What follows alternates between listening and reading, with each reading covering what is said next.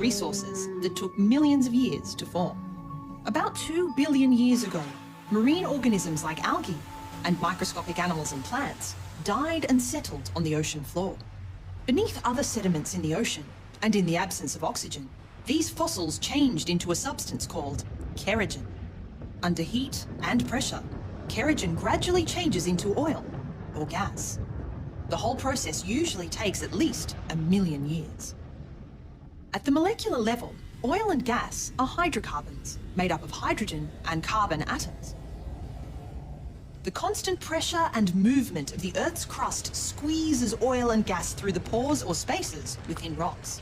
Some oil and gas reaches the Earth's surface and seeps out naturally into land or water. Often it is trapped beneath the surface by impermeable layers or rock structures, like faults and folds. Within the crust, oil or gas deposits build up and form reservoirs.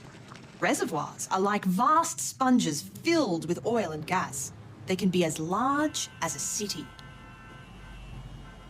To find oil and gas deposits, geologists use a number of different survey techniques, including seismic surveys, gravitational surveys, and geological mapping. Seismic surveys use reflected sound waves to produce a 3D view of the Earth's interior. New technologies, such as four-dimensional projections and sophisticated graphic renderings of rock structures, are improving the way we find conventional oil and gas deposits. Energy resources that are currently difficult or expensive to extract are called unconventional oil and gas. In a world with limited energy resources, people are looking at more efficient ways of tapping into unconventional oil and gas, or at alternative and renewable sources of energy from biofuels or the sun. What do you think will be the energy sources of the future?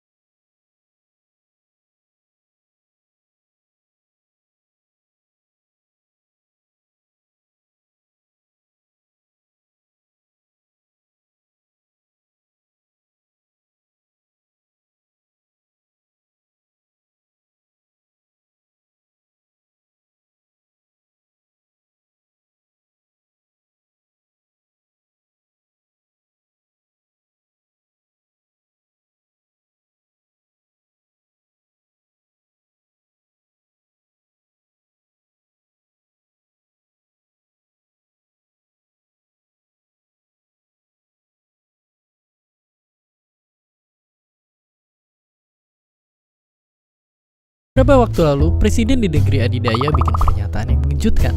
Katanya perubahan iklim itu cuma omong kosong, gak pernah terjadi dan cuma akal-akalan pihak tertentu aja. Tapi benarkah begitu? Benarkah perubahan iklim tidak sedang terjadi? Dan benarkah itu cuma akal-akalan para elit aja? Suka atau enggak, perubahan iklim itu benar-benar terjadi. Kalau menurut para ahli yang udah ngumpulin data rata-rata suhu dunia selama bertahun-tahun, mereka nyimpulin kalau hasilnya adalah, ya, bumi makin memanas. Nyatanya banyak ulah manusia yang bikin iklim dunia lebih labil daripada anak remaja, misalnya kayak pembakaran hutan, penggunaan listrik yang berlebihan, serta asap pabrik dan kendaraan, dan itu semua yang bikin bumi jadi panas dan di musim lain juga jadi lebih dingin. Tapi pertanyaannya, kenapa masih ada orang yang mikir kalau perubahan iklim itu cuma akal-akalan?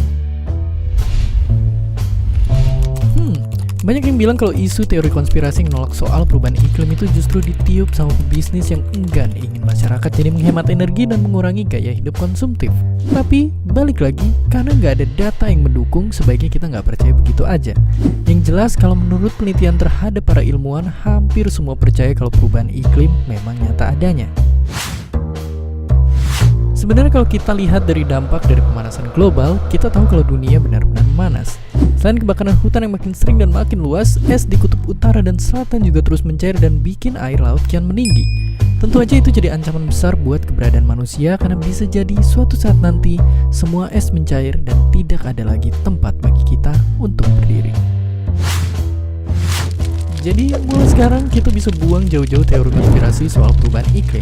Karena dengan ngakuin kalau dunia emang gak lagi baik-baik aja, itu bisa jadi cara untuk kita makin peduli dan nyelamatin bukan cuma bumi, tapi diri kita sendiri.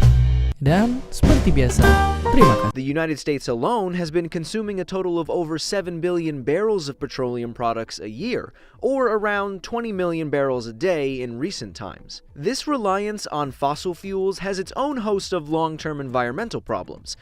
But when you have an oil spill, you create another world of issues. Oil spills can happen for a variety of reasons, from careless mistakes or equipment breaking down to natural disasters like hurricanes. According relatively small compared to the big ones that make the news, often spilling less than 1 barrel of oil. However, in the past 50 years or so, there has been over 44 oil spills, each over 10,000 barrels or 420,000 gallons of oil that have impacted U.S. waters. These spills have the potential to be very harmful to the environment, marine life, and even humans.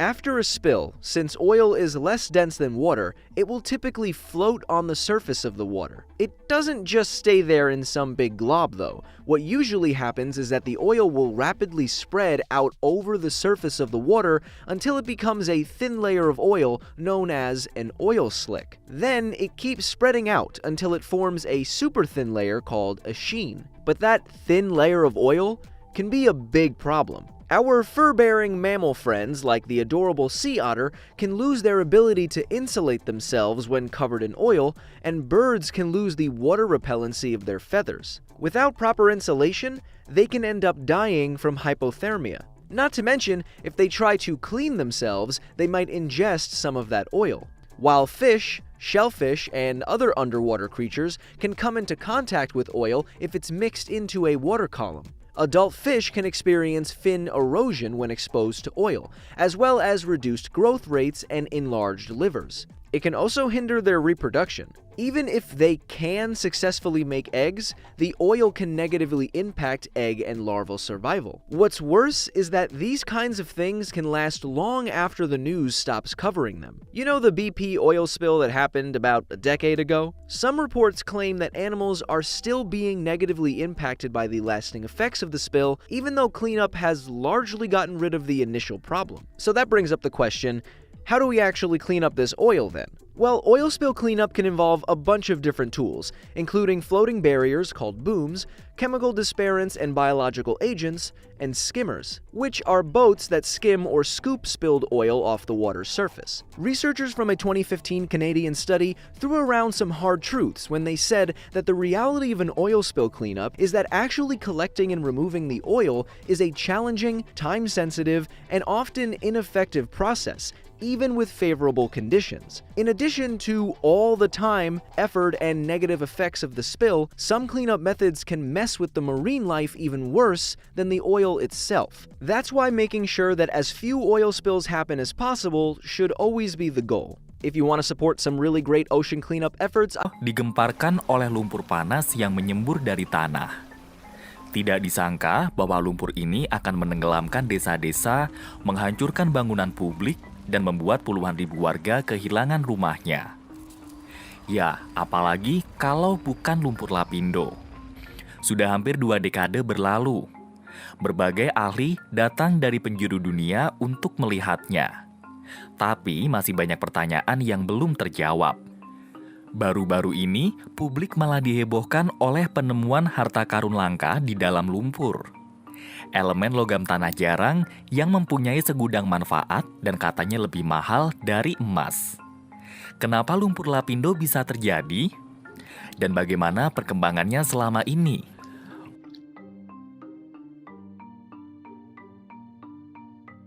Pukul 4:30 pagi, 29 Mei 2006, lumpur panas menyembur di tengah persawahan Kecamatan Porong, Sidoarjo.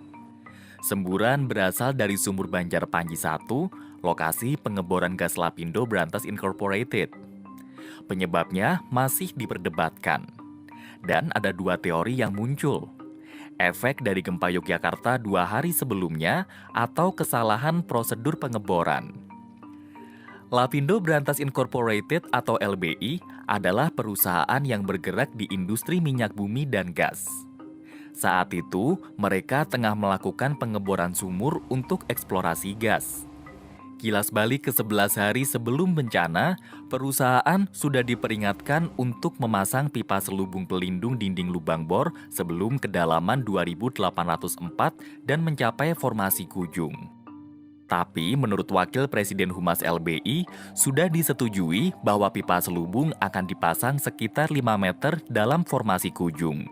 Karena pemasangan 15 meter di atas lapisan ini berpotensi menimbulkan masalah. Pengeboran pun dilanjutkan melewati 2.600 meter. Tapi sudah semakin dalam, formasi Kujung belum juga ditemukan. Mencapai kedalaman 2.834 meter, letusan uap air dan gas mulai terlihat 200 meter dari titik pengeboran. Dugaannya adalah karena terjadi percampuran lumpur, air, dan gas dari lapisan-lapisan tanah akibat retakan lubang. Tekanan yang terlalu tinggi pun mendorong naik campuran material tadi. Semburan lumpur lalu menjalar ke perumahan warga. Gas yang keluar dikabarkan mengandung hidrogen sulfida dan meracuni 2 penduduk sekitar. LBI awalnya mencoba menghentikan kebocoran dengan menuangkan lumpur berat ke sumur. Tapi material panas tetap meluas ke area sekitar. Kemudian perusahaan membangun tanggul penahan. Namun lumpur terlanjur menenggelamkan 750 rumah dan menutup 2 jalur kereta api. Saat itu, volume semburan harian mencapai 5.000 meter kubik, atau setara 2 kolam renang Olimpiade, sehingga mampu merendam 90 hektar lahan dalam 21 hari. Tanggul pun berkali-kali jebol karena kesulitan menahan lumpur. Tapi hasilnya tidak maksimal, karena semburan lumpur harian terus meningkat hingga 100.000 meter kubik di 2008, atau dapat mengisi 40 kolam renang Olimpiade. Bahkan, lumpur sampai menjalar ke Jalan Raya Porong di 2010. Ajaibnya, meski lumpur Lapindo dinobatkan sebagai bencana metana terbesar di bumi, kegiatan blok berantas masih berjalan.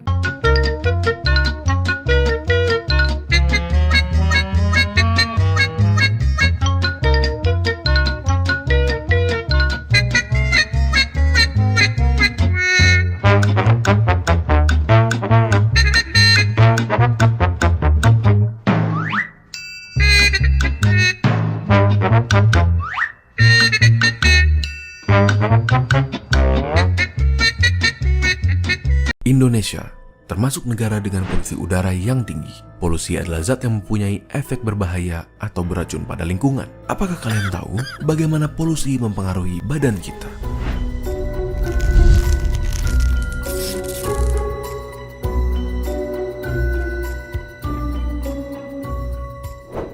Terdapat dua cara polusi memasuki udara. Yang pertama, point source, di mana polutan berasal dari satu sumber seperti emisi pabrik. Yang kedua adalah non-point source, di mana polutan berasal dari banyak sumber seperti mobil. Terdapat dua jenis polutan, di mana polutan primer adalah polutan yang dapat menyebabkan kerusakan secara langsung atau bereaksi di udara untuk membentuk zat yang merusak, dan polutan sekunder, di mana polutan terbentuk sebagai hasil reaksi antara polutan primer dan komponen udara. Tiga organ utama yang dipengaruhi oleh polusi udara adalah tiga organ yang sangatlah penting: paru-paru, jantung, dan otak. Polutan di udara adalah molekul-molekul kecil yang dapat dengan mudah masuk ke dalam tubuh di saat kita bernafas. Mereka dapat menyebabkan inflamasi di paru-paru yang dapat mengakibatkannya kehilangan kapasitas dan mengurangi fungsinya seiring waktu. Penumpukan polutan ini dapat menyebabkan penyakit pada paru-paru kita seperti asma, emfisema, bronkiolitis, bahkan kanker. Terlebih lagi, molekul buruk ini bisa masuk ke aliran darah, seperti membuat jantung kita stres dan bekerja lebih keras untuk berusaha menyediakan tubuh dengan jumlah normal oksigen. Molekul-molekul ini bisa menyebabkan inflamasi dan konstriksi pada pembuluh darah, yang bisa juga menyebabkan stroke jika pembuluh darah yang terlibat berhubungan dengan otak. Selain itu, molekul-molekul ini bisa memecahkan plak yang sudah terbentuk sebelumnya di pembuluh darah akibat pola makan yang tidak sehat dan mengakibatkan blokir pada pembuluh yang terlibat. Hal ini dapat menyebabkan kondisi yang mengancam nyawa seperti serangan jantung maupun stroke. Biasanya, mereka yang rentan terhadap masalah kesehatan akibat polusi udara adalah mereka yang mempunyai kondisi pada jantung dan paru-paru, ibu-ibu hamil, pekerja di luar ruangan, orang tua, anak di bawah umur 14 tahun, dan atlet yang berlatih di luar ruangan. Jadi, bagaimana cara kita menghindarinya? Berikut adalah 5 tips dari WHO. Pertama, batasi berjalan di jalanan yang sibuk, dan jika membawa anak kecil, angkat mereka supaya berada lebih tinggi dari posisi knalpot. Kedua, batasi menghabiskan waktu di daerah yang ramai kendaraan seperti lampu merah. Ketiga, jika kalian berolahraga, lakukanlah di daerah yang lebih tidak berpolusi. Keempat, batasi penggunaan kendaraan seperti mobil di hari yang berpolusi tinggi. Dan yang terakhir, jangan membakar sampah karena asapnya dapat merusak kesehatan kita. Mari kita sama-sama melakukan peran